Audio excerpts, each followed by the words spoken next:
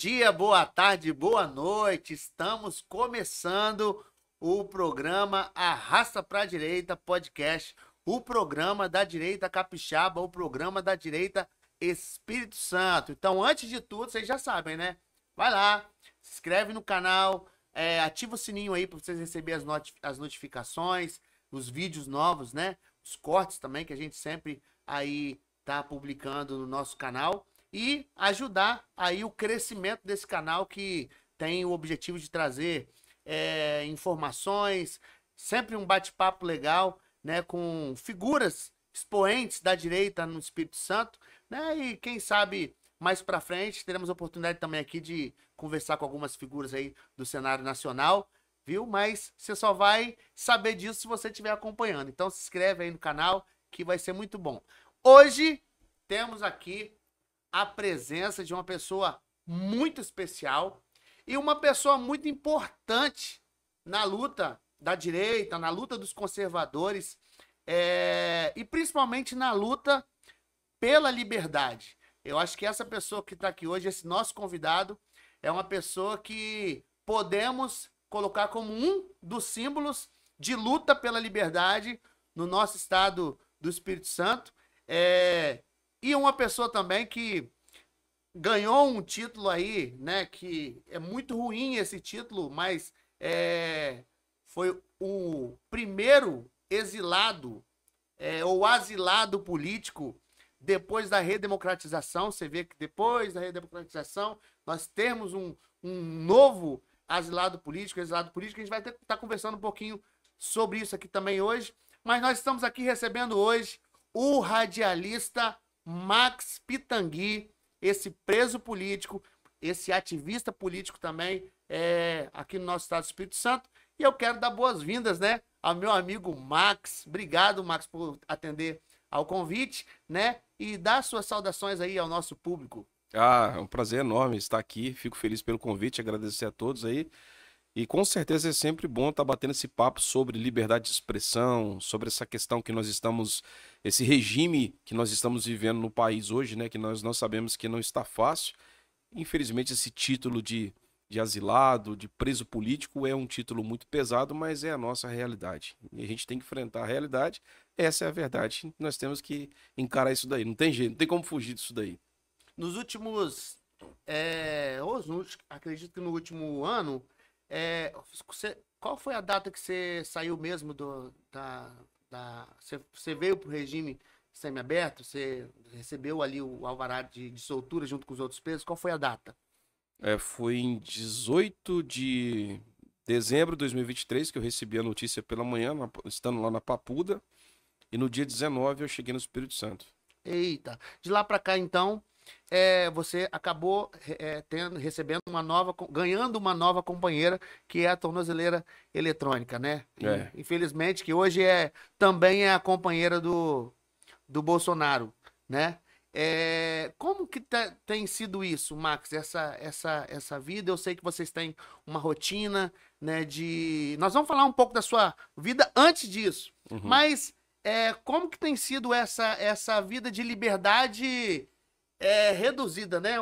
Uma falsa liberdade, porque você tem coisas a fazer, regras a cumprir. Fala um pouco pra gente como é que é isso no seu dia a dia, na sua vida, família, casa, seus afazeres que você tinha, final de semana que você não pode ter mais. Só faz um apanhado de como que essa sua nova companheira, que é a tornozeleira, veio trazer um impacto na sua vida. O primeiro impacto assim que eu senti muito foi a minha liberdade religiosa, que ela foi literalmente afetada, porque você tem os horários a se cumprir e os dias também. Tanto os horários quanto os dias, eles refletem literalmente você não ir à igreja. Então eu não posso ir na igreja, porque os cultos à noite eu não posso e aos finais de semana eu tenho que ficar recluso, né? Tenho que estar em casa, tenho que estar preso. Então, esse impacto ele já traz literalmente isso pra gente. Você não tem mais a liberdade de ir à igreja, nos cultos, de agradecer a Deus por tudo aquilo que ele é, o que ele foi e o que ele sempre será na sua vida, né? Nós não temos mais essa prática de cultuar mais na igreja. Isso foi um impacto muito pesado. E eu sou uma pessoa religiosa, eu sempre fui religioso, eu sempre fui um cara que acreditou muito e acredita muito em Deus. E eu sinto muito de não poder estar congregando. É uma das coisas que me afeta bastante, né? Eu senti isso daí. E a questão também de passear, né? Eu sempre fui um cara que gostei muito de sair com a família, viajar, conhecer novos lugares, né? No Espírito Santo mesmo, assim, quando eu não tinha nada pra fazer, eu tava em casa no final de semana, eu pegava o carro e ia pra Parada em Ibiraçu, cara, dava uma volta, ia pela BR e voltava pela Orla, em Aracruz, né? Eu que moro na Serra, mas assim, sempre gostei de passear, de andar e viajar, e isso também é uma das coisas que, assim, impossibilitou e atrapalha bastante.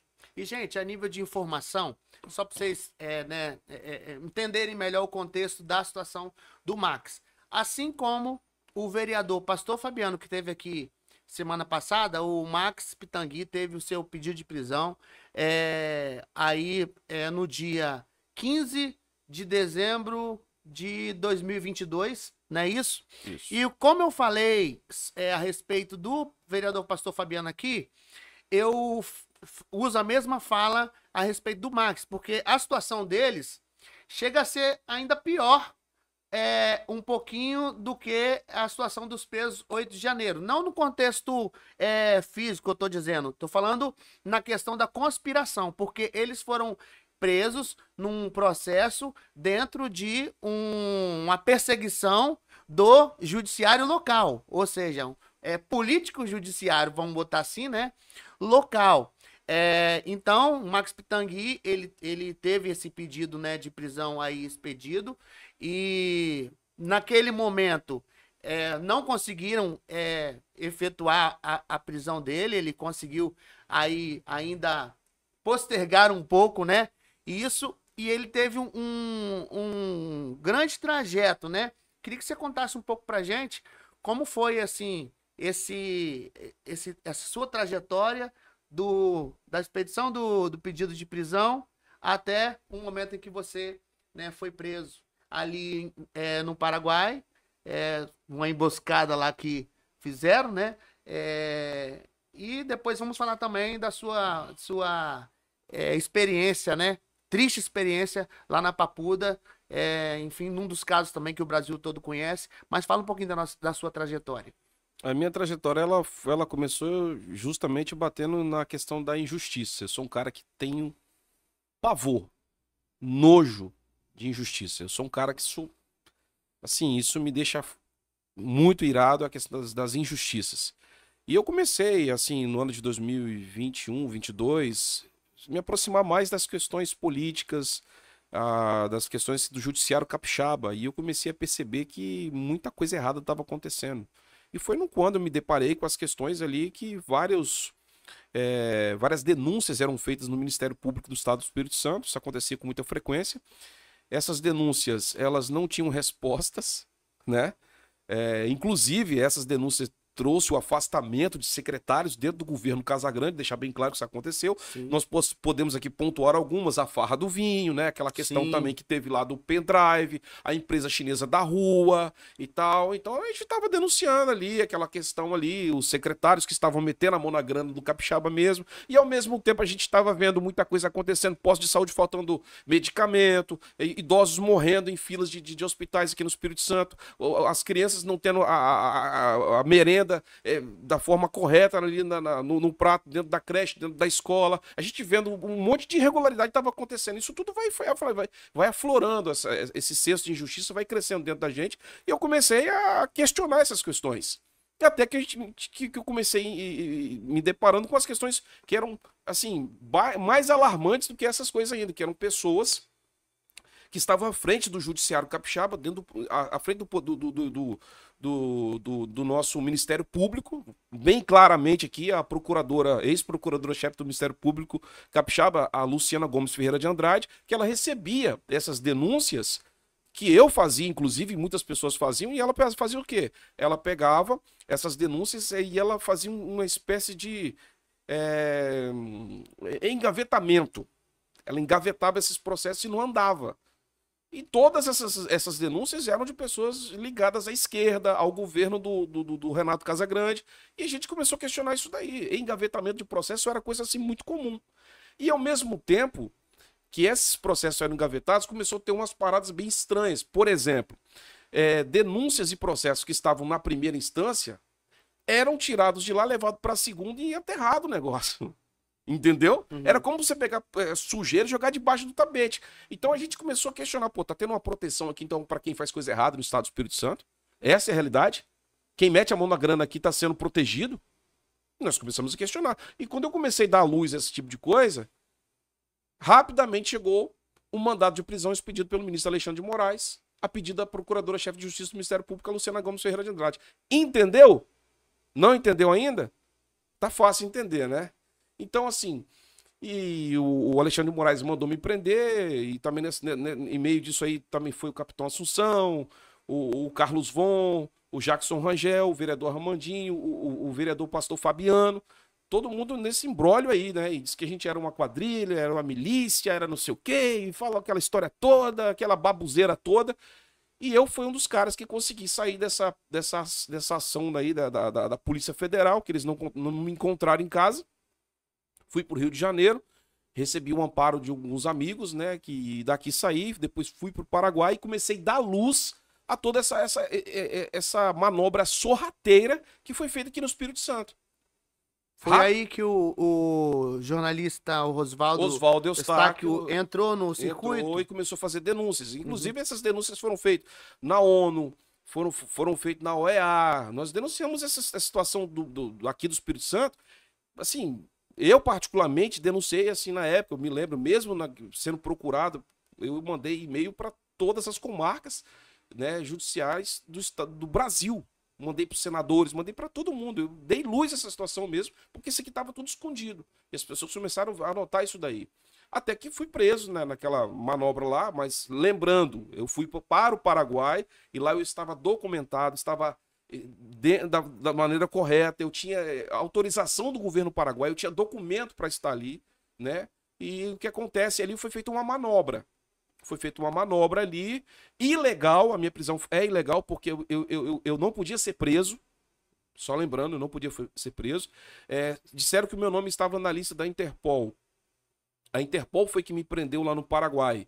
Lembrando, os nossos advogados, eles recorreram à sede da Interpol, que é na França, e um dos nossos advogados, inclusive, foi até a sede da Interpol, e a sede da Interpol deu um documento, nós temos esse documento, que deixou claro que em momento algum o meu nome foi incluso na lista da Interpol. Ou seja, houve uma manobra para os policiais supostamente dizer que estavam lá para prender. Foi uma prisão ilegal. Eu lembro que a gente conversou um pouco, inclusive nós temos um programa do Arrasta Pra Direita Podcast que foi feito com o Max Pitangui quando ele estava no Paraguai. E eu vou deixar na descrição aqui para vocês depois esse programa para vocês poderem assistir esse programa, né? No momento em que ele estava lá no Paraguai e ele contou um pouco da situação e de fato, como a gente conversava, né, bastante como aconteceu nesse programa, você estava muito tranquilo, estava viabilizando a sua documentação. Eu lembro que estava sendo viabilizado a sua documentação, né, para você conseguir se estabilizar no país. E foi de repente, assim, foi de uma hora para outra, uma coisa que ninguém entendeu nada. Porque o Oswaldo Eustáquio e outros influenciadores fora do Brasil começaram a dar luz a essa aberração jurídica que aconteceu, porque aqui no Espírito Santo a situação foi tão caótica que é pior do que o 8 de janeiro. Porque o Estado do Espírito Santo serviu como o laboratório de Alexandre de Moraes do STF para cometer altas irregularidades. Por exemplo, o nosso caso aqui do Espírito Santo, nós não temos nem processo, cara. Nós não temos denúncia. Nós somos sequestrados pelo sistema. Sem denúncia, sem processo. Existe um inquérito que, inclusive, teve toda a investigação concluída pela Polícia Federal, que não há nenhum indício de crime de nenhum de nós. Nós somos inocentados de todas as falsas acusações. Isso deixou claro que é uma perseguição política. Detalhe, deixou só piorar a situação. Alexandre de Moraes deu ordem para que a Polícia Federal investigasse 7 anos anteriores aos fatos que foram supostamente denunciados pela procuradora Luciana Gomes Ferreira de Andrade. E mesmo assim, a Polícia Federal falou que não houve nenhum tipo de crime cometido. Isso saiu na Gazeta, na Rede Globo. Tem mais. foi usada uma tecnologia israelense de altíssima precisão em investigação no nosso caso. E ainda assim foi constatado que nós somos inocentes. E ainda assim nós permanecemos com medidas cautelares. Não posso sair no final de semana, tem que ficar com a tornozeleira. Eu não posso sair em certos horários. Toda segunda-feira eu tenho que me apresentar ao Fórum de Vila Velha. Eu moro na Serra, tenho que sair para Vila Velha. Toda segunda-feira. Assassinos, traficantes que estão sobre uma medida cautelar, você sabe qual é o tempo que eles vão ao fórum fazer algum tipo de apresentação? 30 em 30 dias. Que isso? 90 em 90 dias. Você sabia disso? Está pior do que os bandidos. Nós estamos sendo tratados, embora inocentes, pior do que sequestradores, pedófilos, assassinos, traficantes e terroristas. Por quê? Porque nós incomodamos o sistema. Eu denunciei crimes e mais crimes de corrupção do Estado do Espírito Santo. Eu denunciei essas pessoas. E por incomodar essas pessoas que têm que dar a resposta, porque quem está hoje diante de qualquer órgão público, qualquer pessoa que esteja diante de um órgão público, seja um deputado, um vereador, seja o presidente da República, seja um juiz, qualquer pessoa que esteja à frente de um órgão público, ele tem que prestar conta, sim, para a população do trabalho que ele efetua ali. Isso não é errado. Onde está o erro nisso? Se eu trabalho numa empresa, eu tenho que prestar conta. Se você trabalha para o Estado, você tem que prestar conta. Isso é, no mínimo, assim, racional. Sim. No mínimo racional. Então, assim, o que eu fiz foi cobrar, que é um direito constitucional de qualquer cidadão de bem. É o direito. Agora, se não foi provado que eu não participei das manifestações, embora sejam legais, embora se manifestar não é crime, se ficou claro que eu não financiei nenhum tipo de ato antidemocrático, isso ficou claro, foi provado. Se eu não fui para Brasília, que ficou claro e provado, eu não participei dos atos do 8 de janeiro, embora eu pense o seguinte, que as pessoas tenham sim o direito de se manifestar, não de entrar em patrimônio público e quebrar as coisas. Vandalismo não. Vandalismo não. Mas se cometer o vandalismo, ela tem que pagar pelo crime de vandalismo, Exatamente. não terrorismo. Exatamente. Né? Essa é a realidade. Por que, então, nós estamos ainda nessas medidas? Sabe o que nós somos aqui, por esse pessoal do Judiciário, do Estado do Espírito Santo? Não todos, há exceções. Existem pessoas boas. Existe essa tropa suja aí, sorrateira, mas tem gente boa também. A gente tem que pontuar isso daí. Nós somos um elefante branco na sala. Nós somos um elefante branco na sala. A Polícia Federal falou que nós somos inocentes. Mas a partir do momento que o Estado brasileiro tiver que reconhecer isso, ele vai ter que acusar quem nos acusou falsamente. Eita, aí é o problema. Você está entendendo o negócio? A partir do momento que o Estado tiver que reconhecer a nossa inocência, que já foi provada em investigação séria pelo próprio órgão público, a Polícia Federal, quem nos acusou falsamente será o responsável pelas essas ilegalidades, além das outras que não responderam quando eu denunciei. E não foram poucas denúncias que eu fiz. Então, assim, tá complicado ser brasileiro. Tá difícil. Tá complicado ser brasileiro. Porque, assim, eu tenho vergonha. Eu tenho vergonha de ser representado por uma pessoa que comete uma atrocidade dessa. Por isso que eu costumo dizer, né? Brincanagem uma sacadeira dessa, porque assim, passou de todos. Assim, é uma questão moral, gente. Isso é uma questão moral. Eu teria vergonha de ver as pessoas na rua. Eu teria vergonha de cumprimentar as pessoas, de ir na casa da minha família, dos meus amigos, de ir numa igreja, cometendo umas atrocidades dessa. Mandar prender uma pessoa inocente para esconder um crime. Eu teria vergonha na cara. Mas essas pessoas não sabem o que é vergonha. Sabe não. Mas, se a justiça dessa terra falhar, preste atenção no que eu estou falando para você aqui agora. Se a justiça dessa terra falhar, porque ela é falha, a do Santo Deus não falhará. Não vai falhar. E você pode ter certeza. Deus fará justiça. Muito bem colocado, né? A gente é isso que mantém a nossa fé, né? Acreditar que Deus é um Deus de justiça, que se a gente deixar de acreditar nisso, aí a gente joga, né, a toalha, joga as armas, enfim. Mas você teve a oportunidade de falar numa comissão do que está em No 8 de janeiro. 8 de janeiro, não é isso? Uhum. E aí eu vi, acho que um pedacinho, um corte de alguém que estava lá ouvindo o seu depoimento que falou que iria fazer a denúncia da Coronel Meira. Isso, Coronel Meira, que ia fazer a denúncia da procuradora no conselho. Como é Sim. que foi essa experiência aí? O que você traz dessa sua participação? Como foi a sua contribuição? E o que a gente pode esperar desses trabalhos aí, dessa comissão? Você acha que pode vir alguma coisa também, somar nesse...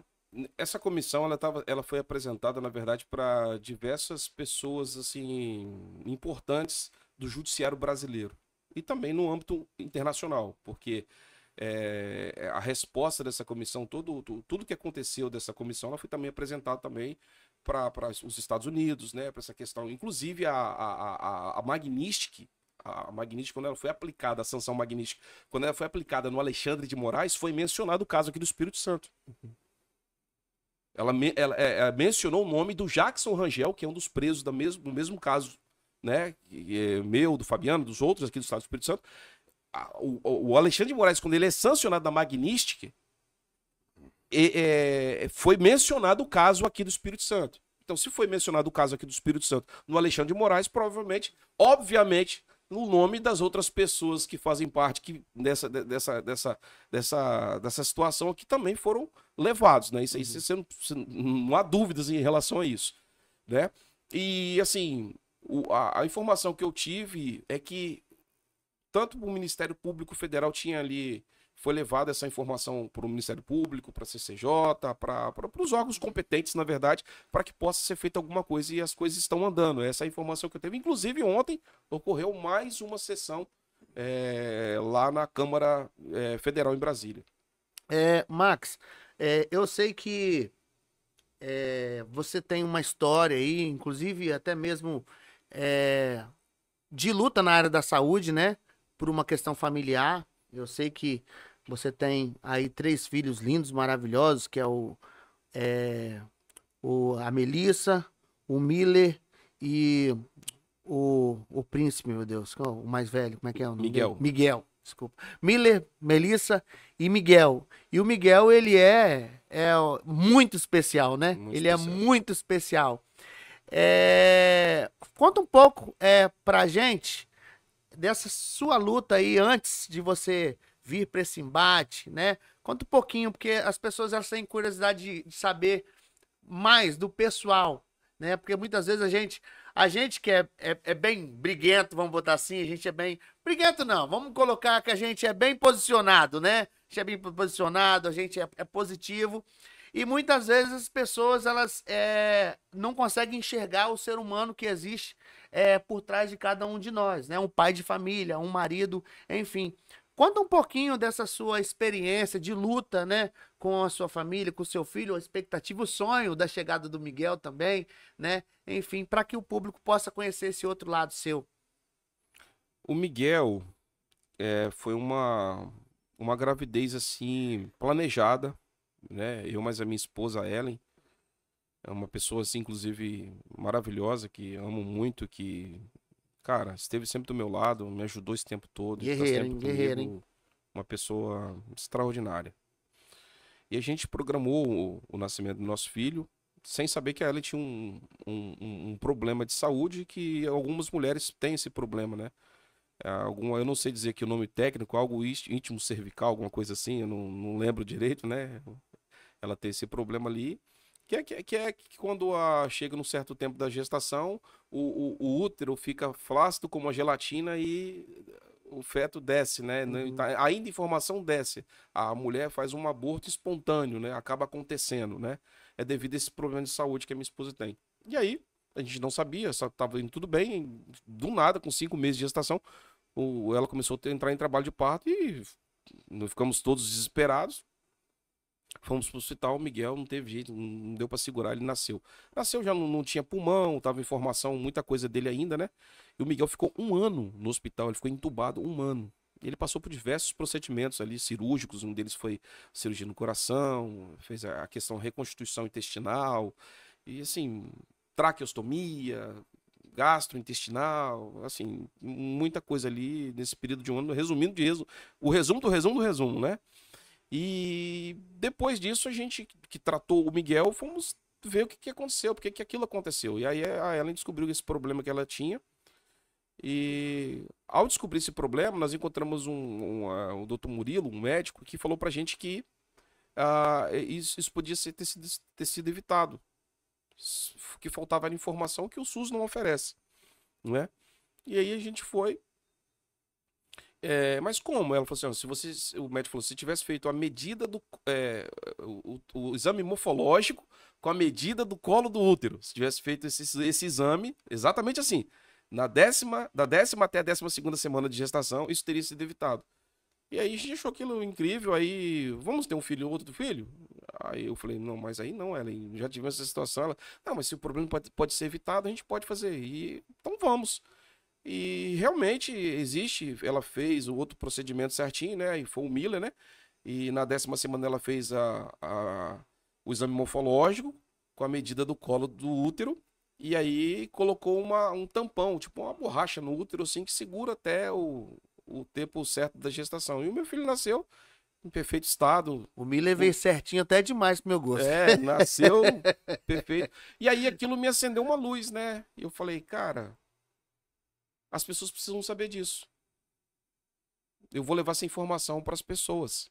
Mas de que forma? Eu falei assim, eu vou entrar na política. O cara não participava de nada. Nunca fui candidato a nada, participava de nada. Não era ligado Você a era partido. muito envolvido com igreja, né? Literalmente, só mesmo igreja. Aí eu fui, me candidatei, né? Na época, me filiei ao partido PTB, partido Daniel Silveira, né? Naquela época do Roberto Jefferson. E eu comecei a fazer esse projeto, que é o projeto Anjo Miguel, né? Para que fosse implantado no estado do Espírito Santo o exame morfológico que existe, mas ele não tem a medida do colo do útero. E esse exame, sendo implantado, o Estado seria obrigatoriedade de oferecer isso para gestantes. Então a mulher vai fazer o exame na 10ª até a 12ª semana, o exame morfológico com a medida do colo do útero. Isso vai evitar pré-eclâmpsia, eclâmpsia, nascimento de crianças prematuras, vai também ajudar na mortalidade infantil, que muitas crianças que nascem muito tempo antes do tempo morrem, e quando não morrem ficam deficientes, como o meu filho, que tem diversos problemas de saúde, na fala, neurológico, motor, isso vai para várias questões da vida, vai atrasar a vida da pessoa toda. Você imagina cuidar de uma pessoa deficiente, o trabalho que dá, não é normal. Então eu falei, poxa, isso aconteceu comigo, mas eu posso evitar na vida de muitas pessoas. Então isso me motivou a entrar na política. Entendeu? Agora, você falou aí da condição do Miguel, mas ele é um milagre, né? Porque parece que ele superou todas as previsões que se tinha da situação dele, que ele superou. Eu lembro que você comentou com muita alegria quando ele tirou a traqueostomia, sim, né? Então, assim, tá com quantos anos ele hoje? Ele tá com 9 anos. No dia 8 de janeiro ele faz 10 anos. Olha só, que curioso. Meu filho nasceu no dia 8 de janeiro de 2016. E foi o baque pra eles, essa situação toda que você viveu? Como é que... Muito, porque assim, eu sou um cara muito família, né, Dudu? O cara que vê esse Max explosivo contra as injustiças, explosivo contra coisa errada. Mas sou um cara extremamente família, sou um cara totalmente... Na minha casa eu faço comida, cara. Eu faço pizza. Tem que fazer o churrasco e a pizza, que tá me devendo aí essa pizza aí. Entendeu? Eu sou um cara muito caseiro, muito família. E assim, a minha família sentiu muito, os meus filhos sofreram. Eu fui preso na frente do Miller, cara. O Miller ficou vendo aquilo ali, os caras colocando aquele saco preto na minha cabeça, me algemando, como se eu fosse um criminoso, entendeu? E o crime que eu cometi, falar dos criminosos. Essa foi a grande verdade. Muito triste. Max, vamos falar um pouquinho do cenário estadual, né? Você falou aí o que te motivou aí a entrar na política, tentar levar um pouquinho de política pública, né? Que é o que você pensou quando você idealizou ali o projeto Anjo Miguel, que é a nossa grande necessidade, né? Um anseio da população, políticas públicas que realmente, né, nos contemplem. E você hoje é um ativista político, né, da direita. Antes de tudo, eu quero te perguntar, fazer uma pergunta que eu acho importante fazer essa pergunta. E todo mundo que vier aqui, eu vou fazer essa pergunta porque eu acho que isso é algo que precisa ficar definido para a direita. Você se considera um bolsonarista ou você apenas um conservador que tem o Bolsonaro como uma referência da direita? Como você se vê? Eu me classificaria um terrivelmente evangélico ultra bolsonarista. É forte, é forte. Então, Pesado. se você quer entender, só é mais ou menos assim. Bom demais. Não, eu gosto de fazer essa diferenciação, porque eu acho que é um desafio que a gente precisa romper na direita. Porque muitas vezes o fato da pessoa não ser um bolsonarista para muitos que são bolsonaristas, terrivelmente cristão, terrivelmente evangélico, terrivelmente bolsonarista, às vezes a gente tem que ter o cuidado para não excluir essas pessoas, que eu vou falar por mim. Eu me considero um ativista da direita, um conservador que tem o Bolsonaro como referência. Mas eu posso explicar o porquê, exatamente o porquê. Eu não me considero um bolsonarista, terrivelmente bolsonarista, sabe? Não me considero assim. Mas eu considero que hoje o Bolsonaro é a grande referência da direita. Então, automaticamente, vai ter algumas ações minhas que as pessoas vão achar que eu sou bolsonarista. Mas, para mim, eu trato o Bolsonaro como uma referência. Uma referência, a grande referência. Sempre que eu for tocar em questões da direita, conservadorismo, não tem como você falar disso hoje sem você tocar no Bolsonaro. Dudu, certo? a parada, deixa eu explicar. A parada, assim, com questão com o Bolsonaro, que, assim, é tão forte, que eu acompanho o Bolsonaro antes mesmo do Bolsonaro falar que ia ser candidato a presidente da República, cara.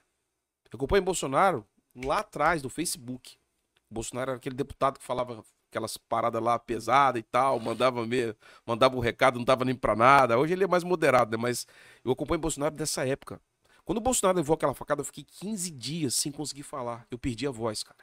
Só pra você ter ideia. Eu não saio falando, acho que é a primeira vez que eu falo isso a público pras pessoas. Eu nunca disse isso pra ninguém. Mas isso aconteceu comigo. Eu fiquei 15 dias sem voz. Eu fiquei tão abalado quando aquela facada perversa, maligna, aquilo é um ato, assim, insano, né? Foi feito com o Bolsonaro. Eu fiquei 15 dias. Nunca falei isso pra ninguém. Nunca falei isso em entrevista, nunca, em nenhum momento. Mas eu me recordei agora, eu tô falando isso pra você. É uma pessoa que eu admiro muito. Acredito que ele tem seus erros como qualquer ser humano. Não é perfeito. Tem seus erros e também tem seus acertos. Mas na balança total é um cara que soma muito. É um cara que contribui, entrega. E é um cara de caráter, é um cara sério, é um cara honesto, é um cara de bem e um cara que luta pelos valores da família, pô. Sim. Então, Acabou. fechou. A minha experiência de conhecimento, né, com o Bolsonaro, vamos botar assim, eu vinha conhecer o Bolsonaro melhor mesmo, me atentar para isso no segundo turno de 2018.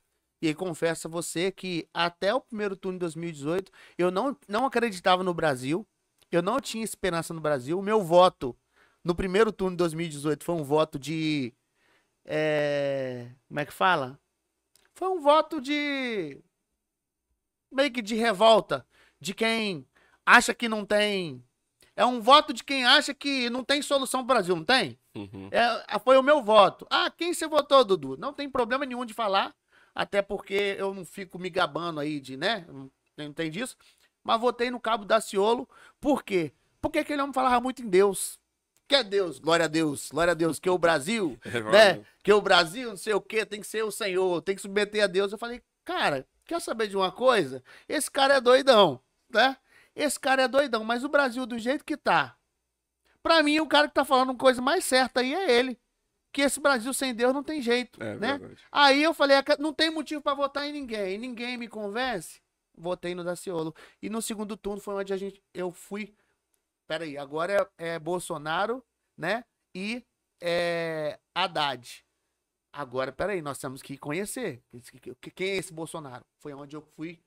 E aí foi onde eu me apaixonei. O cara né? Me apaixonei, é uma referência, vai ser, acredito que assim como para você, é a minha primeira, segunda e terceira opção de presidente, né, em 2026.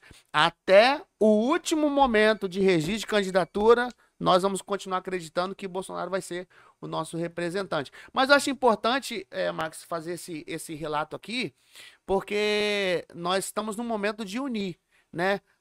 O próprio Bolsonaro já falou que a gente precisa de todo mundo. A gente precisa de todas as forças. Ele falou, e a gente vai falar um pouquinho sobre o cenário estadual e tudo mais, mas ele falou sobre as candidaturas a presidente dos outros partidos, né? Vamos botar Caiado, Zema, essa turma aí que tá ensaiando uma candidatura. O que ele coloca?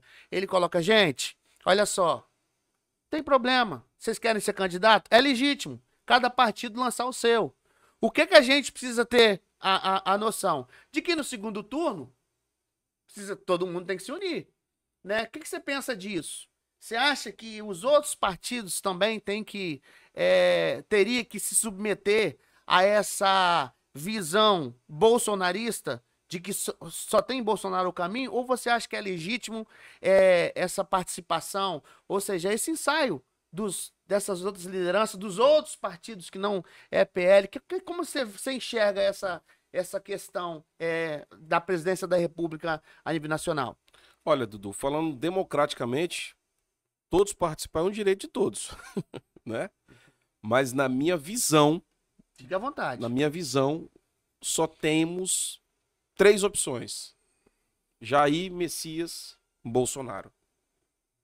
Não vejo outro grupo, por mais que tenha aquele ou outro ensaio, que vai representar, que vai lutar pelos anseios, que vai fazer de fato aquilo que a gente precisa. O Bolsonaro conhece o Brasil, Bolsonaro conhece os artifícios que são feitos dentro da política brasileira, sorrateiros artifícios que existem. Ele conhece como que é o jogo que manipula tudo isso. E assim, se o Bolsonaro é um cara que conhece tudo isso, é um cara extremamente preparado, qualificado e que nos representa verdadeiramente, encontra muita dificuldade para lutar contra o sistema, você acha mesmo que outros nomes, por mais que sejam levantados, eu estou falando representatividade, pessoas como eu, direita, conservador e tem um pensamento como o meu, você acha mesmo que essas outras pessoas vão ter esse jogo de cintura e saber conduzir esse negócio muito bem? Para uma questão de mudança. Vamos dar um exemplo aqui. El Salvador. O Brasil precisa passar por um processo semelhante a El Salvador. Você acha que o Zema faria isso? Você acha que o Caiado faria esse processo no Brasil? Você acha que o Tarcísio estaria preparado para fazer esse trabalho hoje? Para transformar um Brasil em El Salvador? Dificuldade para acreditar nisso eu tenho de sobra. Não acredito. Não estou menosprezando os caras. Eu estou dizendo o que a gente precisa. Você está passando mal, você está precisando de uma injeção. Não é um medicamento qualquer, tem um específico. Nós precisamos de um medicamento específico para uma cura. E o nome desse medicamento hoje, letal, para resolver esse problema aí, é Bolsonaro. E todo mundo sabe disso. Tanto sabe que quer o cara fora da parada. Todo mundo sabe disso. E quer o cara fora, quer ele preso, quer ele calado, quer ele fora do cenário político, porque sabe que ele vai vir para resolver. O Brasil tem jeito. Mas tem jeito dentro da medicação correta. Os caras contribuem, são nomes positivos, são nomes importantes. Não estou desmerecendo nenhum desses nomes aqui, pelo amor de Deus, não é isso. Jamais vou fazer isso. Eu acho o Tarcísio um cara excepcional. O Tarcísio, na minha opinião, é o melhor governador do Brasil. Um cara técnico, um cara coerente, um cara que tem uma visão empreendedora assim que, meu irmão, tá até maior que a do Bolsonaro. A visão empreendedora do Tarcísio, de fato. Mas para resolver o problema do Brasil, hoje é Jair Messias Bolsonaro e ponto final. Então, só para a gente concordar aqui, eu fechar o raciocínio. Eu acho que numa certeza, de candidatura posto o nome do Bolsonaro, eu acho que não tem por que haver outras candidaturas, não é isso? Dentro da direita. Sim. O correto seria toda, mas talvez, né, se não for o nome dele, que nós não acreditamos que não vai ser, aí talvez se encaixasse melhor nos projetos pessoais de cada partido. Mas eu acho que esses partidos aí, alguns deles, acho que estão bem convictos mesmo, independente de Bolsonaro ou não. Acho que tem aquela questão da vaidade, né, do projeto de político pessoal, Dudu, né? deixa eu falar pra você uma coisa. Se der a certeza amanhã que Bolsonaro está elegível, que ele vai participar das eleições, todo mundo se esconde atrás da moita. Eu duvido se vai bater de frente. Não vai, cara. O cara tem nome, o cara é popular, o cara tem força política, o cara coloca as pessoas na rua. Ele coloca as ruas do país inteiro cheias, sem pagar ninguém pra ir lá, entendeu? O cara tem moral, o cara tem credibilidade. Quem é que vai bater de frente com esse cara, irmão? Não tem como. Olha o tanto de novas lideranças que esse cara criou pro país e vai criar muito mais. O Bolsonaro tem a política na veia e sabe fazer o trabalho. Não adianta. Todo mundo tá se ensaiando, levantando aqui, acolá, até a hora que o homem se levantar. Quando o capitão se levantar, elegível, vai disputar a eleição, eu duvido se um monte de gente não vai se esconder. Vai, rapaz, e o sistema vai tremer, porque o cara tem moral. Se você tem moral, moral é uma coisa, você tem ou não tem. Bolsonaro tem moral, Bolsonaro tem moral. Essa é a verdade. Vindo aqui ainda na questão nacional, mas vindo para essa discussão de a eleição nacional dentro do Estado na questão do Senado, né?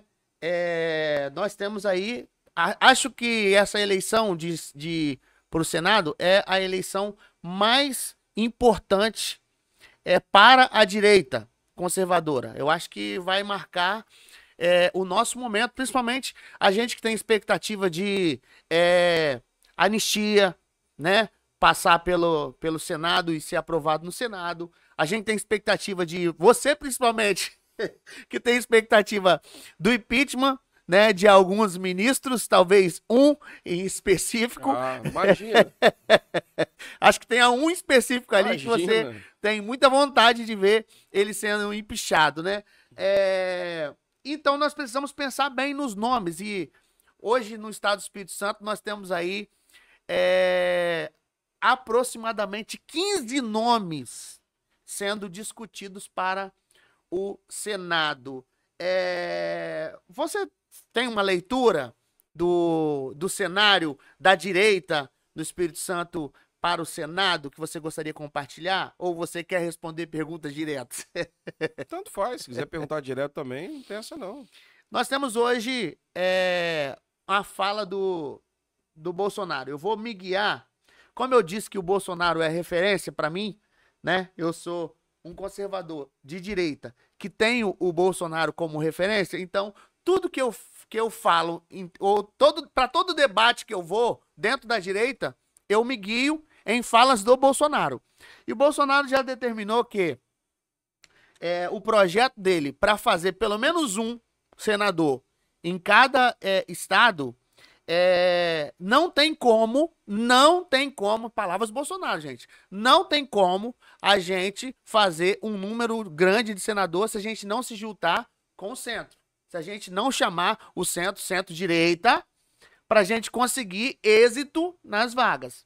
E aí, Bolsonaro disse que vai apoiar 2 candidatos do Senado, né? Um vai ser do partido, né? O partido vai definir e ele vai dar apoio ao candidato do partido.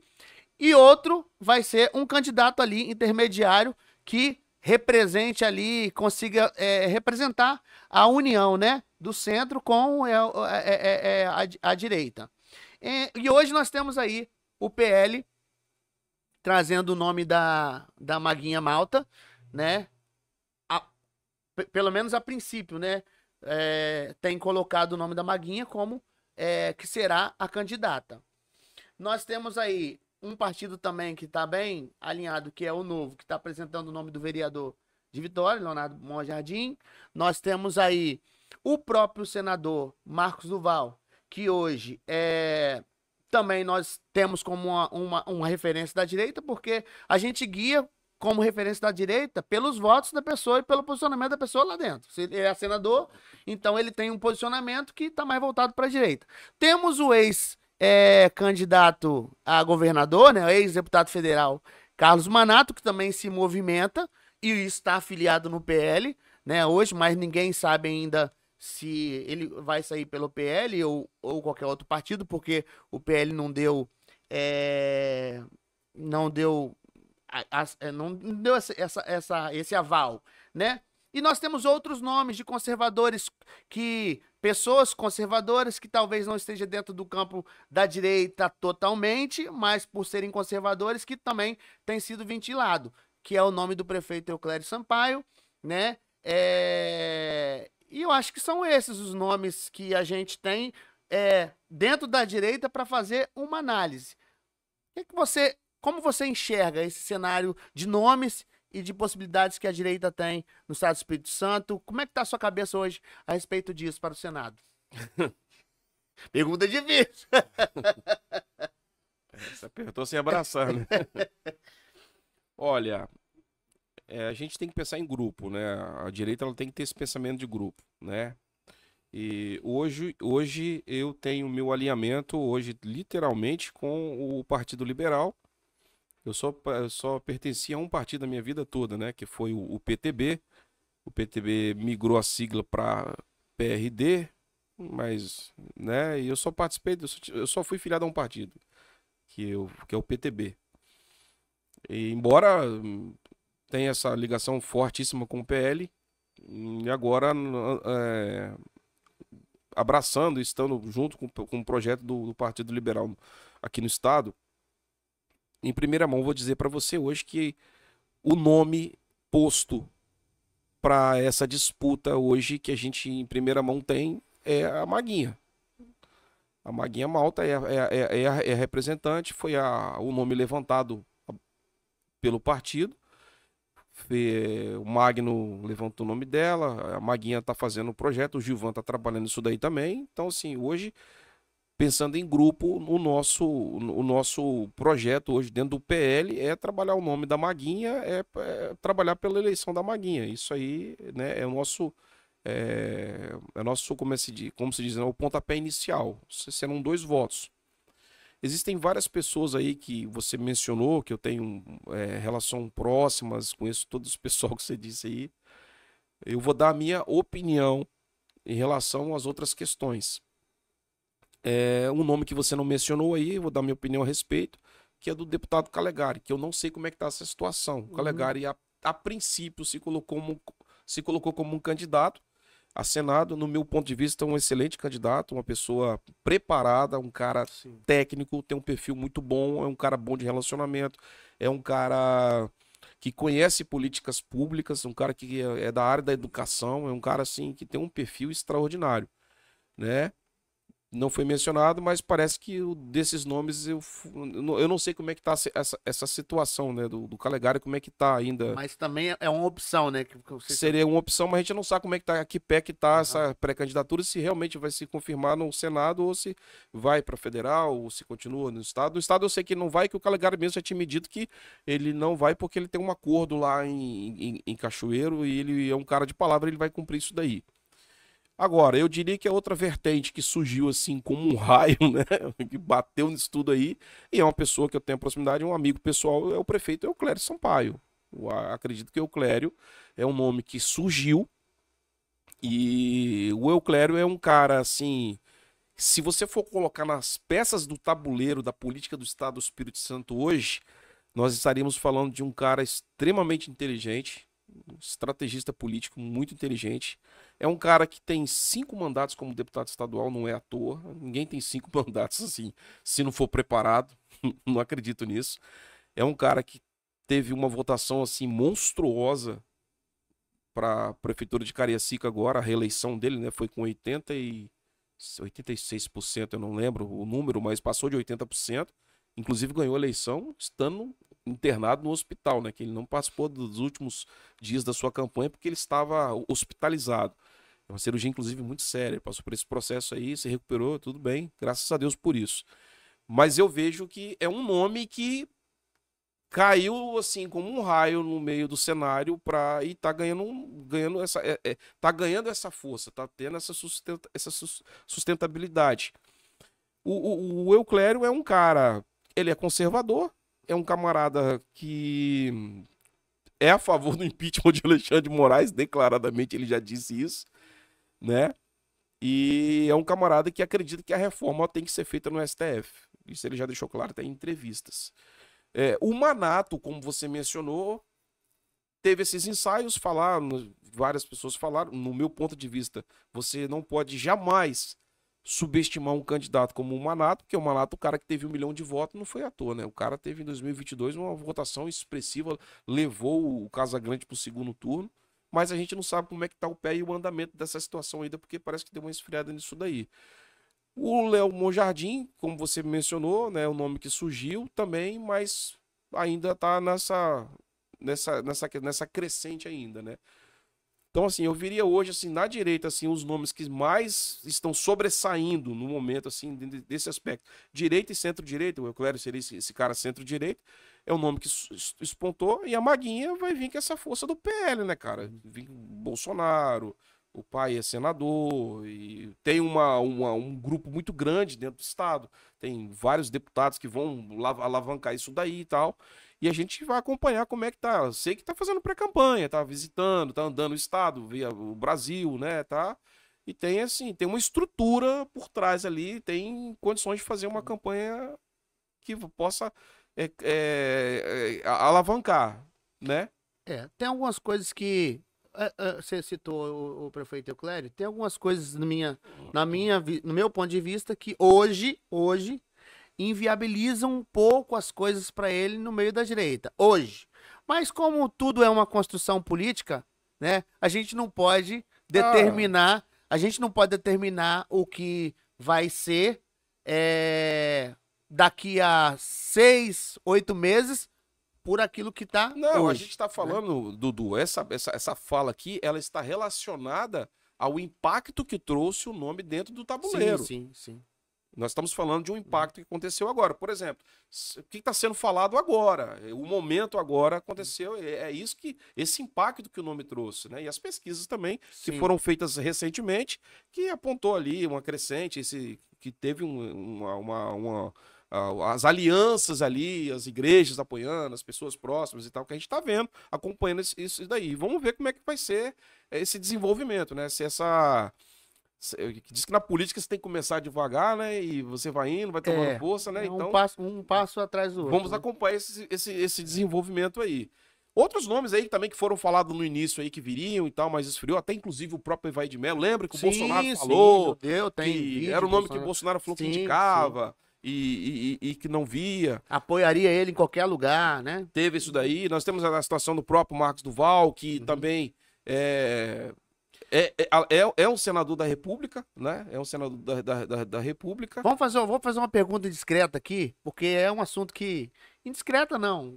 Como a gente trabalha com a verdade, então a gente não tem dificuldade, né? Essa questão do. Muitas pessoas falam que o Marcos Duval, ele foi o responsável pela prisão de vocês, né? Porque ele apresentou não sei o que e tal. Eu sei que existe uma. Uma certa indignação que eu não acho. Eu acho normal, até por parte de quem sofreu, assim como você, né? Mas como é que foi essa questão? Vocês chegaram a ter algum momento depois, ou nunca tiveram oportunidade de trocar uma ideia, fazer uma fala sobre esse ocorrido, né? Que teve essa participação dele, mesmo que indireta, né? Nessa situação da prisão de vocês, que eu acho que não foi uma responsabilidade, mas uma participação indireta. Vocês tiveram algum momento depois, você ou de repente outros presos aí com ele? Olha só, existe o responsável, que é a Procuradora-Chefe de Justiça do Ministério Público do Estado do Espírito Santo, a Luciana Gomes Ferreira de Andrade. Ela é responsável pelas prisões, embora foi o Moraes que efetuou, mas ela que encadeou, ela que administrou toda essa situação toda aí.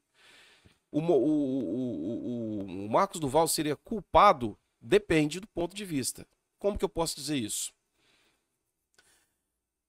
Se ele levou os nossos nomes ciente da situação, que nós éramos patriotas, inocentes, estavam participando de uma manobra que a Luciana sorrateiramente administrou isso daí e levou até o Alexandre de Moraes, que na própria entrevista lá na CNN, o Marcos Duval falou que ele levou os nomes e a procuradora ao ministro. Ele foi a ponte até a procuradora, né?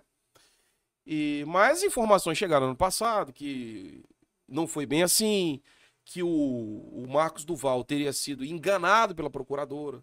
Entendeu? O que não é muito difícil para quem conseguiu enganar o Alexandre de Moraes. Não duvido para quem nada. conseguiu enganar o Alexandre de Moraes, não é difícil, mas continua. Quando você vê que o mínimo do princípio não existe numa pessoa, você não acredita nela mais em nada, né? Então isso já ficou claro que não é pessoa de confiança. O princípio ali já não existe, já ficou claro. Eu fui uma das pessoas que argumentei na época, não foi me procurado. Fui procurado por algumas pessoas e me falaram, Max, ele falou que não foi assim assado. Que ele também foi enganado. Parece que até o Alexandre de Moraes foi enganado nessa história aí. Foi contada uma história pro Alexandre de Moraes que não era real. Entendeu, né? Falaram aquelas coisas, a Polícia Federal deixou claro que, que tem fundamento o que foi dito. Foi uma mentira contada pro ministro. Ele foi usado também. E que o Marcos Duval teria sido usado. E foi feito um acordo, né? Para que isso fosse exposto. E isso não aconteceu. Então eu acho o seguinte, o que eu falei assim, olha, se o Marcos Duval levou o meu nome, se ele foi usado para levar o meu nome até o ministro por uma mentira, ele também foi enganado. Então é digno de desculpa, de perdão. A gente reconhece, embora a gente passou uma situação muito complicada, sofremos muito e estamos sofrendo por isso daí. Isso é claro, isso aconteceu. Por mais que eu não queria fazer, mas fez. Isso feriu alguém, né? Tem que ter um reparo. Mas se foi enganado, a gente conversa. A gente discute, perdoa, a gente, né? Vamos botar os panos. E esse acordo não foi cumprido. Isso não aconteceu. Isso não aconteceu. O que nós esperávamos é que o Marcos Duval viesse a público e tornasse isso público. Olha, eu levei os nomes, como ele falou que levou lá na CNN, ele falou isso ficou claro. Eu levei, pessoal, mas eu sinceramente, eu não sabia de nada disso. Eu estava sendo enganado. Me falaram uma coisa e era outra. Ponto final. Eu acho que é bom até para a própria imagem do senador isso. Claro, com certeza. Ninguém que tá matando a imagem de ninguém, destruindo a reputação de ninguém. Pelo contrário, nós só queremos a verdade, o esclarecimento dos fatos.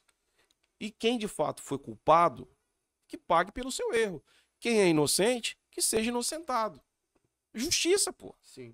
Não é verdade? Até com ele mesmo. Então aqui, ninguém tá aqui querendo difamar ninguém, destruir a reputação, aquela coisa. Não é isso. Então houve mais o quê? Uma chateação, talvez até maior depois das prisões do que pelas próprias prisões. A gente queria ver a postura do senador se posicionar de forma, olha, pessoal, o que aconteceu foi isso, eu não compactuo, o Max Pitangui foi preso, o pastor Fabiano foi preso, o Jackson Rangel foi preso, o Armandinho foi preso, o capitão Sussão Taco Tornozeleira lá foi preso, o outro deputado, Carlos Von, também na época, passou pela mesma situação. Eu levei o nome desses caras tudo lá, mas eu não sabia que era isso, a história era outra. Então quando você cala, você consente, pô. Eu acho interessante essa fala, né? Eu acho que é bom realmente a gente ter. Igual o pastor Fabiano falou, chegou aqui e contou a experiência dele com o senador Magno Malta. Que haviam diferenças entre eles, olha só. Haviam diferenças entre eles, mas o senador Magno Malta foi visitá-lo, né, na prisão. E ali eles fizeram um concerto, conversaram, colocaram uma pedra no assunto e tocaram para frente. Então, eu acho importante essas falas, porque a situação que vocês viveram é uma situação que não passa batido, né? Eu disse aqui semana passada que o pastor Fabiano, ele perdeu um ano da vida dele. Você também perdeu um ano da sua vida. Ah, mas o Max, ele não ficou preso um ano, ele foi preso depois. Mas você perdeu. Meu amigo, Se você tivesse ficado preso, talvez, você teria tido menos dor de cabeça. dor de cabeça e problema do que você teve com a sua situação. Dudu, eu passei o Natal de 2022 dentro de uma casa sem energia e sem água. Lá no Rio de Janeiro. Me deram a chave de uma casa pra mim ir pra frente de uma praia no local. Eu fui pra lá e cheguei lá, a iluminação tava com problema. Tinha alimento, tinha essas coisas. E eu passei o Natal assim. Você imagina você longe da sua família no Natal. Deus me livre. Dentro de uma casa sem energia e sem água. Você tá entendendo? Eu passei 7 meses andando de estado em estado até chegar no Paraguai. Fui daqui sofrendo com tudo isso aí, minha família junto, um filho especial, correndo todos os riscos, passando por vários tipos de situação, perdendo minhas coisas, minhas contas todas impugnadas, meu nome, minha cara no jornal todo dia, procurado como se fosse um criminoso. Pra piorar, cara, pior de todos, eu presenciei a morte do Clériston. Eu vi o Clezão. Eu, não, apenas eu. Os 53 detentos patriotas que estavam na Papuda, nós vimos o Clezão cair na nossa frente e morrer, cara. Isso nós vamos levar pro resto da nossa vida. Eu estava lá naquele 20 de novembro, lá em Brasília. Eu vi, cara, aquela situação toda, o cara caído lá. E algumas vezes ali, no socorro ali, que ele estava recebendo, nós tínhamos 2 colegas ali que eram médicos, que estavam presos ali também. E estava ajudando e tudo mais. Ele voltou umas 2 ou 3 vezes, mas caía a respiração dele rapidamente e não aguentou. Teve um colega nosso que ficou em cima do peito do Clezão pelo tempo todinho que ele ficou lá no chão. Os 40 minutos ele ficou lá. Cara, ele estava exausto, mas ele não saiu. Ele ficou ali o tempo todo fazendo massagem peitoral no Clezão, fazendo para que ele voltasse, cara. Então, pra você, a morte do Clezão é a maior imagem que você tem do 8 de janeiro, né? Cara, imagina isso, cara. Você tem noção do que representa isso? Quantas vezes eu na minha casa choro, cara? Já passei por isso. Às vezes eu olho na internet a foto da filha do cara. O cara que quando eu cheguei na prisão me deu chinelo pra me calçar, pô. O cara me deu a camisa, me deu cueca. Quando você chega na cadeia, você não tem roupa, cara. Os presos que tem lá que tem que te ajudar. O cara que foi me receber quando eu cheguei lá. Você tá entendendo? É o cara que acordava todo mundo. O Clezão acordava mais cedo que todo mundo. O Clezão era o cara mais figura que a gente tinha entre nós. Sabe aquele cara, o da turma, que é o mais pilha, o mais engraçado, aquele cara? Esse era o Clezão, cara. 6 horas da manhã aquele cara já tava cantando, irmão. E era o último a dormir. É o cara que se relacionava com todo mundo. O cara com ombro, um cara parceiro, um cara amigo. Até que a gente brincava, falava muito na Papuda, né?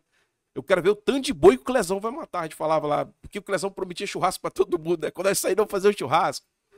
Ó, vai pro churrasco, vamos sair, não fazer o churrasco, vamos comemorar esse troço. Esse era o Clezão, cara. Era o cara do. Entendeu? E os preços todos. Clezão, você já tá prometendo tanto churrasco que você vai ter que. Ele tinha uns bois, né? Ele tinha uns animais, ele tinha umas terras lá, ele cuidava de uns animais, ele tinha umas vacas, alguma coisa assim. E a gente ficava brincando, rapaz, você vai ter que matar muito boi, você tá convidando todo mundo.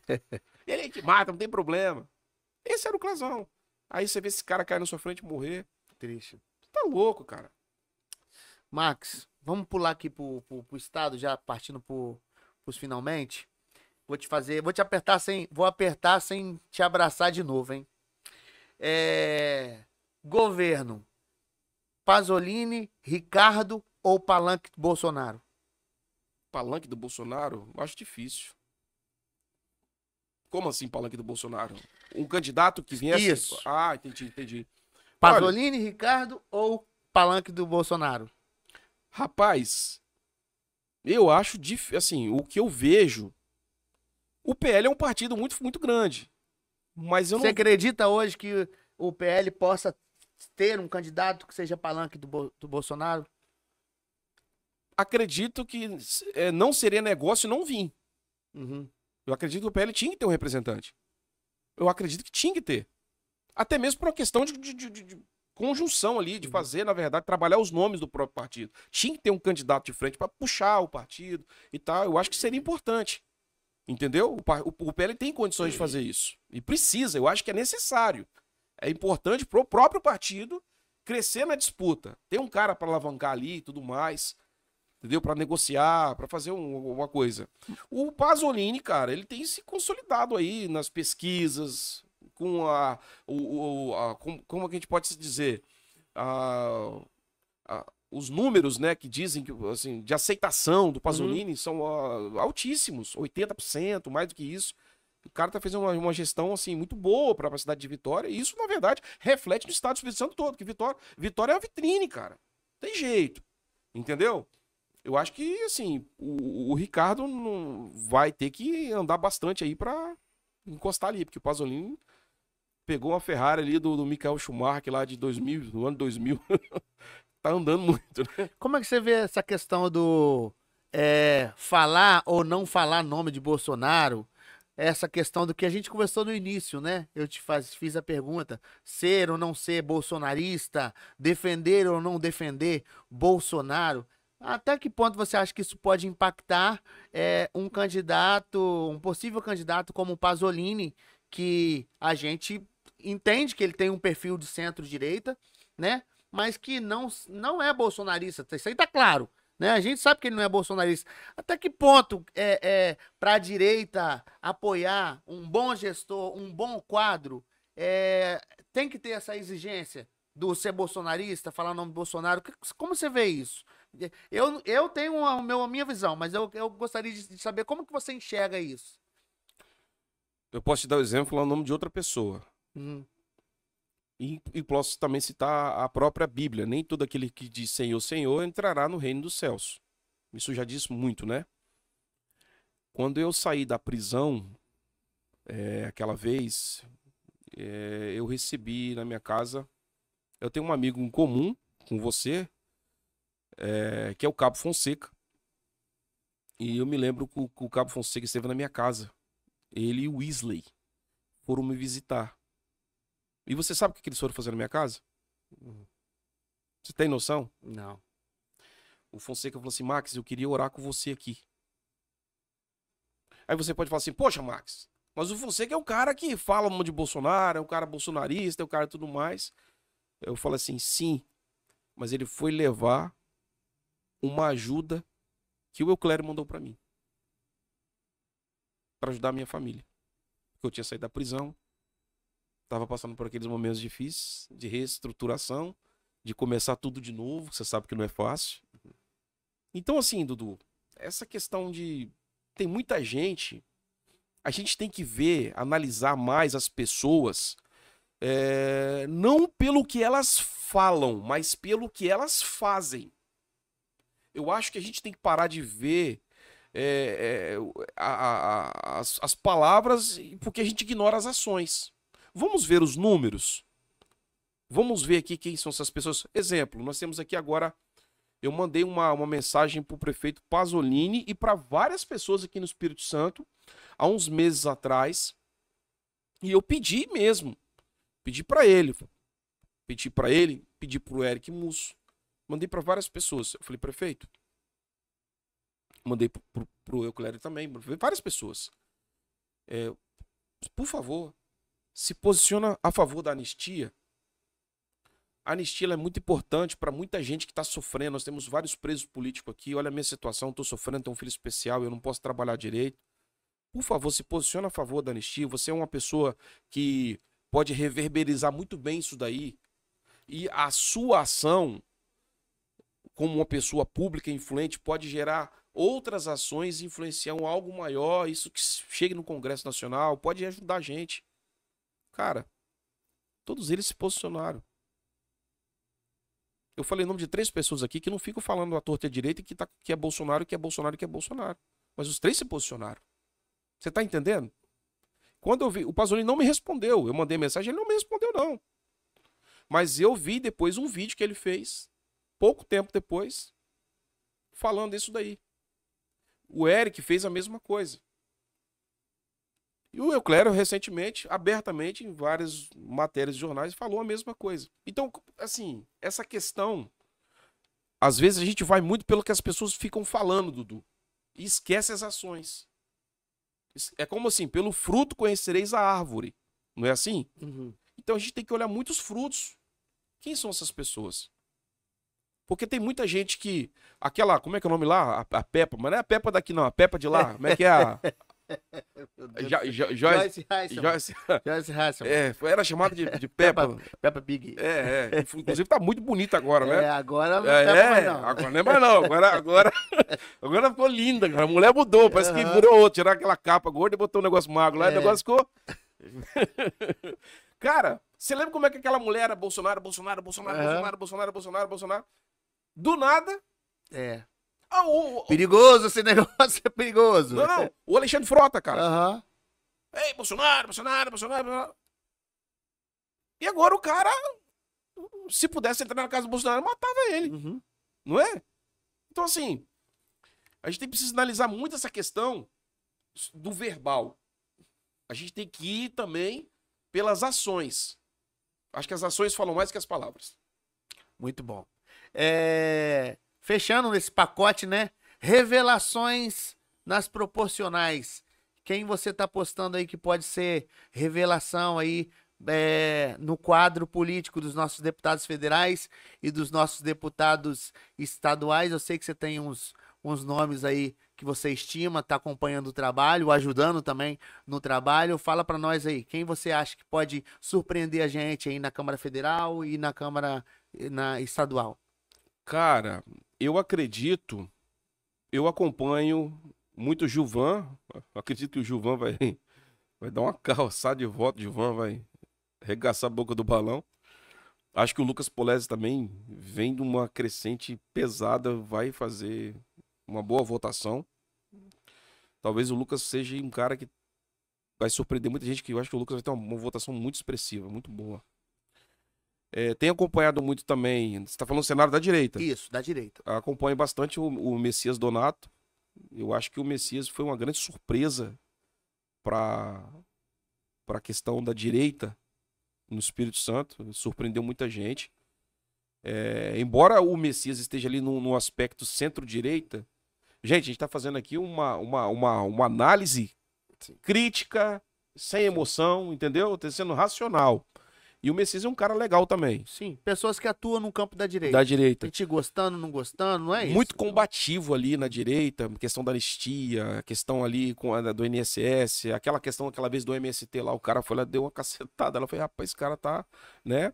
Então, assim, eu vejo esses nomes aí, Gilvan, muito forte, né? Muito robusto, firme ali nos padrões que ele tem sempre, a coerência de sempre, as pautas, então, enfrentado aí. Eu vejo o Lucas nessa crescente, eu vejo o Messias fazendo um trabalho muito bom, ele tá tendo uma representatividade boa, e vejo assim o nome revelação para a Câmara Federal. Uhum. Rapaz, o Eric tá vindo também para incomodar muita gente aí, né? O Eric Musso é um cara que tá vindo aí uma pegada também que a gente tem a chance de ter bons representantes, bons né? Manter os que tem e trazer outros nomes aí. A minha torcida é que a gente tenha 51%, né? Pelo menos, se 60%, né? São 10, dão 60%, né? Minha expectativa é que a direita tenha pelo menos 6 deputados federais. A direita, né? Centro-direita, direita. Sim. E acredito que mais alinhada ao Bolsonaro. Sim. Essa galera aí, eu vejo isso. E eu acho que o Dinho tá vindo aí também numa vertente boa para ser um deputado estadual aí, uma revelação muito grande. O PL vai estar meio que com um buraco, né? Vamos botar assim, em termos de candidaturas. E quem você acha que pode surpreender ali dentro do PL? O Pastor Dinho, o vereador de Serra, é um que você acabou de falar. O Pastor Dinho não acho que vai surpreender, não. Isso é o esperado. Uhum. Eu acho que o nome eu acredito, achar você tem uma coisa de dúvida, né? Eu acredito que o Dinho, ele é esperado uma votação muito boa. Eu acredito que o Dinho vai ser bem votado, vai ser um deputado representante, que a Serra precisa dessa representatividade dessa direita conservadora, né, cara? E o Dinho ele tem essa direita pegada. Mesmo. Na verdade, assim, o município da Serra sempre teve essa carência muito grande de ter esse líder ali, que levantasse esse grupo, que pensasse em grupo, que fizesse novas lideranças. E o Dinho tem essa vertente. Uhum. O Dinho é esquisito, eu falo pra ele. Pô, você é esquisito, cara. Para com essas ideias. Não, Max, na próxima você tem que vir, quer ajudar fulano, quer levantar ciclano. O Dinho não é um cara egoísta, isso é legal. Entendeu? Então, assim, quer forma novas lideranças. A direita precisa de pessoas assim, cara. Acho que tem que acontecer. E eu vejo, assim, essa força muito grande, né? Que também deveria migrar para aqueles municípios também do estado do Espírito Santo que tem essa dificuldade também, né? Essa crescente nesse desenvolvimento. Seria bom se acontecesse em todo o estado. Acho que aqui em Vitória tem um Armando também, que vai ser candidato a deputado estadual, que é da direita. Tem o Fabiano Vila Velho, o pastor Fabiano também, tá? Tem essa condição de chegar também na Assembleia Legislativa. Acredito que a direita vai vir uma renovação pesada. Eu acredito muito no potencial aí desses 3 expoentes, né? Tô falando especificamente do PL, né? Que é o pastor Dinho, o pastor Fabiano e o Armandinho. Acredito que esses 3 aí podem surpreender. Nós temos aí quadros no PL como o deputado Danilo Baiense, né? Que a gente entende que ele tem um teto, né? E que esse teto acho que ficou bem definido agora na eleição passada. Acho que avaliando um pouquinho do mandato, né? Eu não vejo como que esse mandato ajudou a projetar para ele, de forma que ele consiga ultrapassar esse teto. Então eu consigo enxergar hoje na figura do Dinho, do pastor Fabiano e do Armandinho, talvez pessoas que possam, né, tá ultrapassando esse teto. Mas é claro, né, eu acho que a expectativa hoje é que o PL na Câmara Estadual, que é a Assembleia Legislativa, faça pelo menos de 5 a 7 deputados. Essa é a expectativa, né? Porque eu também acredito que o capitão Assunção vai manter o seu potencial, vai manter e até ampliar, né? Então, assim, acredito que a gente pode ter muita novidade aí. Política tem que pensar em grupo, cara. Você tem que pensar em grupo, você tem que participar de um grupo. Sozinho você não chega em lugar nenhum. Entendeu? É um aqui, é um acolá, junta todo mundo, faz a força e a diferença acontece. É assim que tem que ser, entendeu? E o PL tá bem montadinho nessa questão aí, tá trabalhando bem essa situação aí, tá gostando de todo o estado. Você vê que os candidatos estão se preparando para a eleição. Eu acho que, inclusive, está se preparando mais, inclusive, que a eleição passada. O PL está se projetando melhor agora para 2026 do que disputou em 2022. Tem mais condições. É isso. Max, quero agradecer você, né, por aceitar o nosso convite, de bater esse papo. Acho que foi interessante o papo, né? Você que também já esteve lá atrás com a gente está tendo a oportunidade agora de conversar assim, né, frente a frente, porque a situação que a gente conversou foi uma situação muito ruim. Você estava lá no Paraguai, né? E hoje a gente está aqui. Bom saber que você está bem, que a sua família está bem, né? Que você está contribuindo, né, para o Estado do Espírito Santo, né, para a cidade da Serra. E assim, agradecer você. Queria que você deixasse as suas considerações finais aí para o nosso público. Vamos acreditar no Brasil, por mais difícil que seja. O Brasil tem jeito. E a prova disso é que ontem, que nós vimos que aconteceu lá no estado do Rio de Janeiro, né, esses últimos 2 dias vendo toda essa situação lá no Rio de Janeiro, isso mostrou que se pegar no cabresto o negócio acontece. Se chegar junto mesmo, se chegar firme, o Brasil pode se tornar um El Salvador. Precisamos de pessoas sérias, pessoas comprometidas, pessoas que não se vendem, não se compram. Pessoas que são tão certo como uma bússola, que é preciso. Você pode contar e você pode confiar. E nós precisamos de pessoas que pensam e agem dessa forma para o Brasil melhorar. O Espírito Santo tem jeito. Nem todo mundo que está aqui é ruim. Existem pessoas boas, assim como as ruins. Nós só precisamos selecioná-las. E, logicamente, está ao lado de pessoas que pensam de forma positiva, que vai contribuir. Porque Deus, ele é um ser extraordinário, ele contribui. Mas ele espera que a gente também seja uma bênção e dê a nossa contribuição. Então nós temos que ser uma bênção nessa terra e fazer o melhor. E sempre lembre de uma coisa: lute sempre pela justiça. O justo jamais vai perder. Muito bom. Muito boa. Belas as palavras aí do nosso amigo Max. E eu quero agora deixar, né, dar um presente aqui, um mimo, né, que nós damos aqui para todos os nossos convidados, né, do nosso programa, né?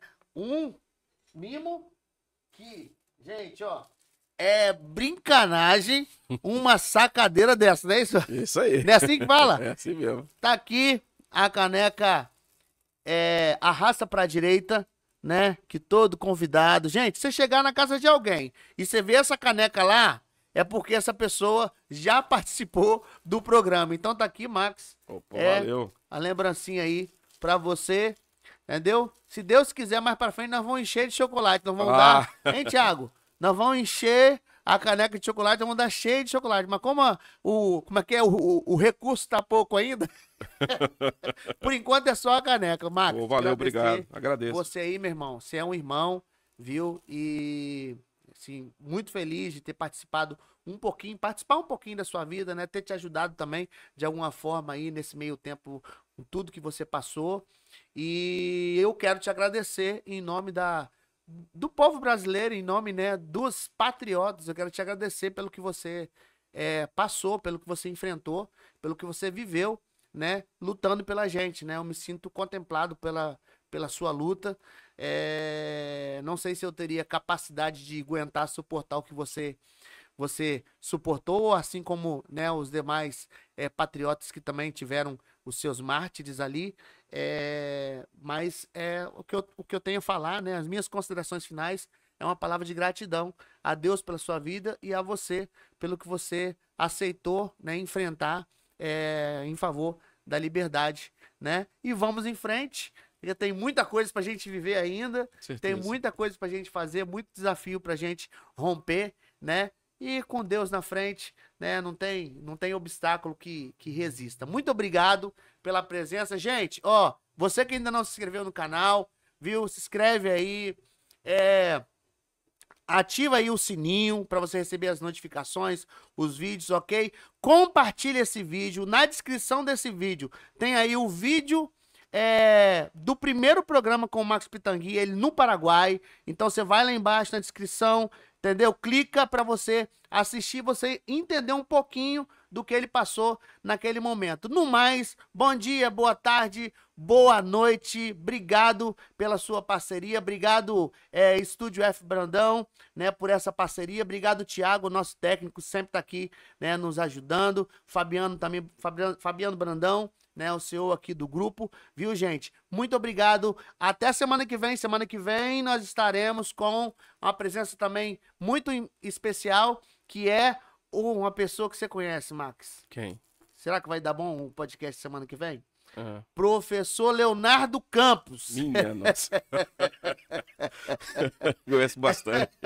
Professor de História. Ele pintou o cabelo.